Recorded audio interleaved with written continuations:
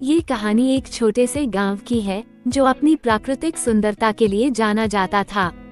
गांव के चारों तरफ हरे भरे खेत और बीच में एक पुराना बड़ का पेड़। गांव वाले इसे वृद्ध बाबा कहते थे।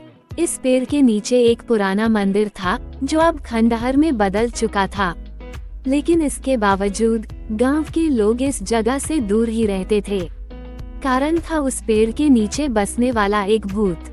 गांव में यह बात मशहूर थी कि उस मंदिर में एक बार एक साधु आकर ठहरा था। वह साधु बहुत ज्ञानी था और गांव के लोगों की मदद करता था, लेकिन एक दिन अचानक वह साधु गायब हो गया। लोगों ने उसे ढूंढने की बहुत कोशिश की, लेकिन उसका कोई सुराग नहीं मिला। उसी समय से गांव में अजीब घटनाएं होने लगी। रात को लोगों को अजीब आवाजें सुनाई देती और कुछ लोगों ने तो एक सफेद साया मंदिर के आसपास घूमते देखा था। धीरे धीरे लोगों ने उस पेड़ के पास जाना ही बंद कर दिया। गांव में एक युवक था जिसका नाम अर्जुन था।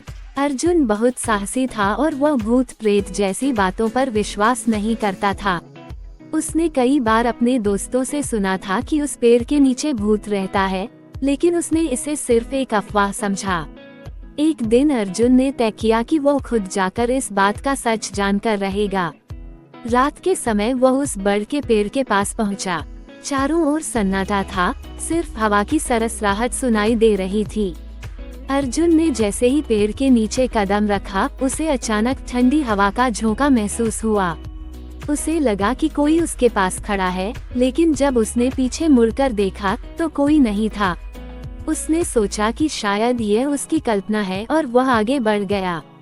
जैसे ही वह मंदिर के पास पहुंचा, उसे मंदिर के अंदर से कुछ आवाजें सुनाई देने लगी। अर्जुन के दिल की धड़कनें तेज हो गईं, लेकिन उसने अपने डर को दबाकर मंदिर के अंदर झांका। मंदिर के अंदर एक बूढ़ा आदमी ध्यानमग्न अवस्था में बैठा था। अर्जुन को कुछ समझ नहीं आया, वह डर के मारे पीछे हटने लगा। तभी वह बूढ़ा आदमी अपनी आंखें खोलता है और अर्जुन की ओर देखता है। अर्जुन ने देखा कि उसके चेहरे पर गहरी झुर्रियां थीं, लेकिन उसकी आंखों में एक अजीब सी चमक थी। बूढ़े ने धीरे से अर्जुन को अपने पास बुलाया। अर्जुन ने कांपते हुए उसके पास जाने की कोशिश की, लेकिन उसके पैर मानो जकड़ गए थे। बूढ़े ने कहा, मत डर, मैं तुझे कोई नुकसान नहीं पहुंचाऊंगा। मैं वही साधु हूँ जो इस गांव में लोगों की मदद करता था, लेकिन इस पेड़ के नीचे मैंने एक गलती कर दी थी, जिसकी सजा मुझे आज भी मिल रही है। इस पेड़ के नीचे एक प्राचीन खजाना है जिसकी रक्षा मैं कर रहा था, लेकिन एक दिन कुछ चोरों ने मुझे मारकर इस खजाने को लूटने की कोशिश की। तभी से मेरी आत्मा इस पेड़ के नीचे भटक रही है। मैं तब तक मुक्त नहीं हो सकता जब तक ये खजाना सही व्यक्ति के हाथ में नहीं पहुंचता। अर्जुन ने साहस जुटाकर पूछा, मुझे क्या करना होगा? साधु ने कहा, तुझे इस खजाने को ढूंढकर गांव के कल्याण के लिए उपयोग करना होगा। ये खजाना उस समय प्रकट होगा जब तू इस पेड़ की जड़ों के नीचे खुदाई करेगा। लेकिन ध्यान रहे, खुदाई के समय तुझे अपने मन को बिल्कुल शांत रखना होगा, नहीं तो तू भी उसी श्राप का भागीदार बन जाएगा। अर्जुन ने साधु की बात मान ली और अगले ही दिन वह गांव के कुछ लोगों के साथ उस पेड़ के नीचे खुदाई करने पहुंचा। जैसे जैसे खुदाई होती गई, अर्जुन ने महसूस किया कि उसके दिल की धड़कनें तेज हो रही हैं, लेकिन उसने अपने मन को शांत रखा। अचानक एक चमकीला संदूक जड़ों के बीच से निकला।